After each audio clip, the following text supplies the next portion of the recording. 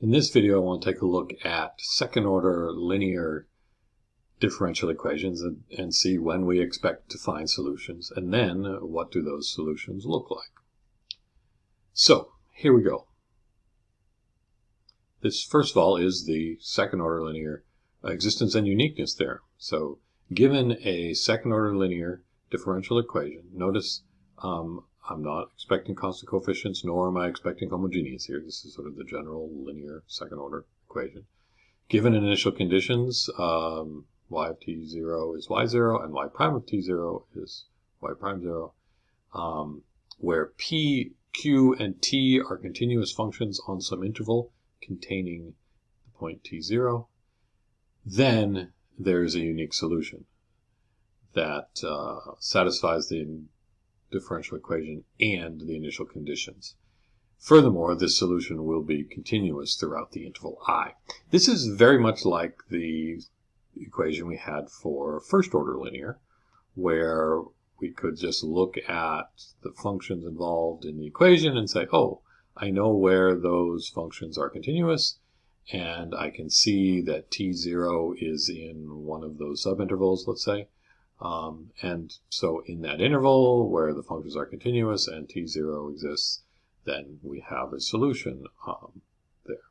Now in the first order, you only had one initial condition. Here for second order, I need two. I need to both know the function value at t0 and the slope at t0. But once I know those things, then I can be guaranteed a solution and only one solution. Now, I'm not going to prove this. The book doesn't prove it. Heck, we had approved for the first order linear uniqueness theorem because we had a method for solving them. It didn't matter what p you had there, what function you had in there, we could still solve it in, well, p and g, right? But here I don't have a general solution. I'll have solutions for particular cases when you have constant coefficients or a few other things we can do. But in general, I don't have a way of solving it. But it is still the case that there is a unique solution.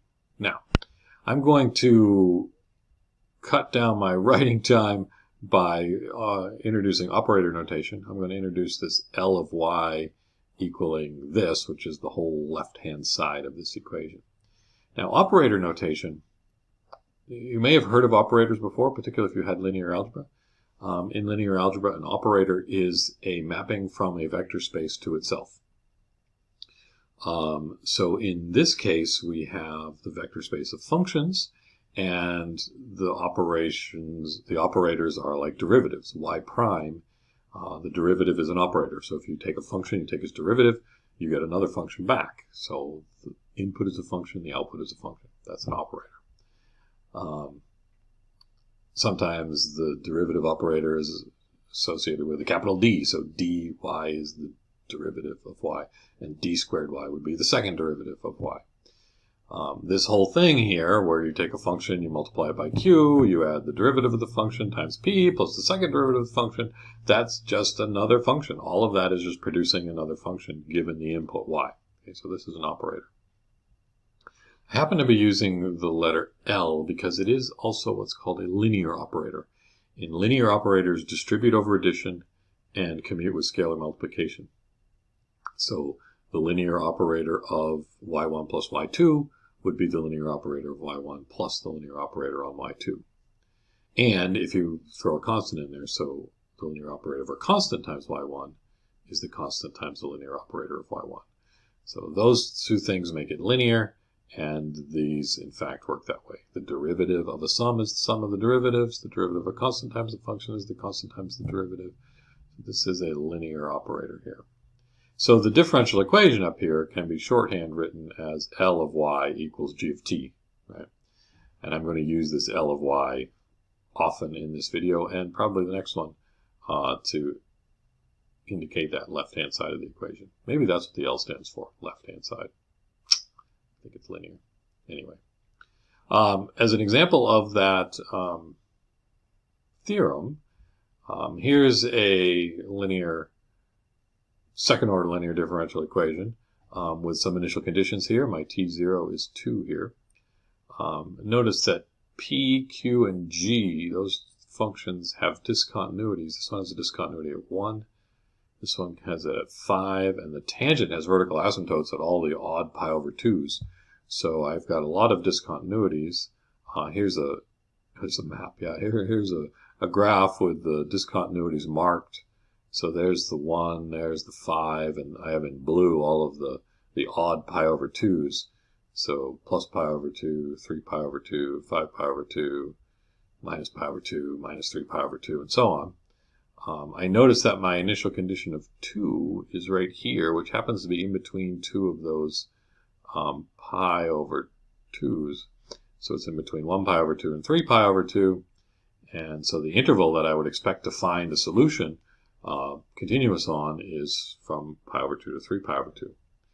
Now, exact same differential equation, but if my initial condition had a t0 of, let's say, 0, so I was looking at initial conditions here, then I would say, oh, but that's in between minus pi over 2 and 1, and the interval I would expect to find solutions on would be between minus pi over 2 and 1. Okay. Now, this theorem we actually saw in a previous section, that if y1 and y2 are solutions to the homogeneous equation, notice this isn't just a g of t, this is very specifically a 0 over here, then so is any linear combination of y1 and y2. And we offered a proof before. Here is in this new notation that L of this is the linear operator distributes over addition, it commutes with scalar multiplication, but then L of y1 is y1 plugged in here, but I know y1 and y2 are solutions, so when I plug a y1 in there, I get a 0 out. Likewise, when I plug a y2 in, I get a 0 out. 0 times c1 is 0, 0 times c2 is 0, 0 plus 0 is 0, and I've got that, hey, if I plug this thing in, I get a 0 out, so this thing that's being plugged in must be a solution to that differential equation.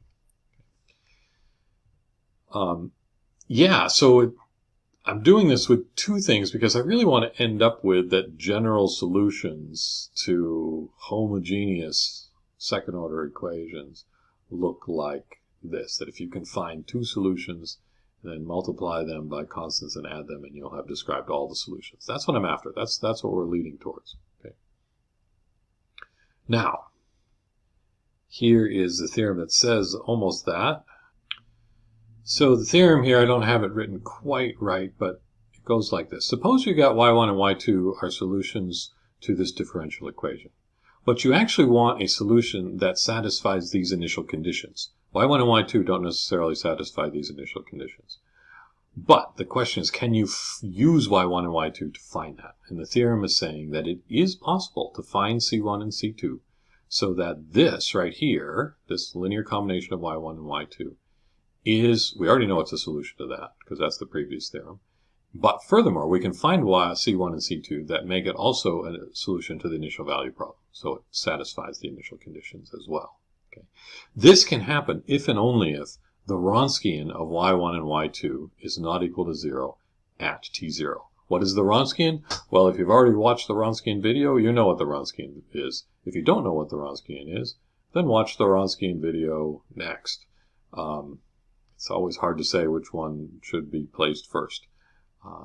Anyway, we will see what the Wronskian is as we do the proof here.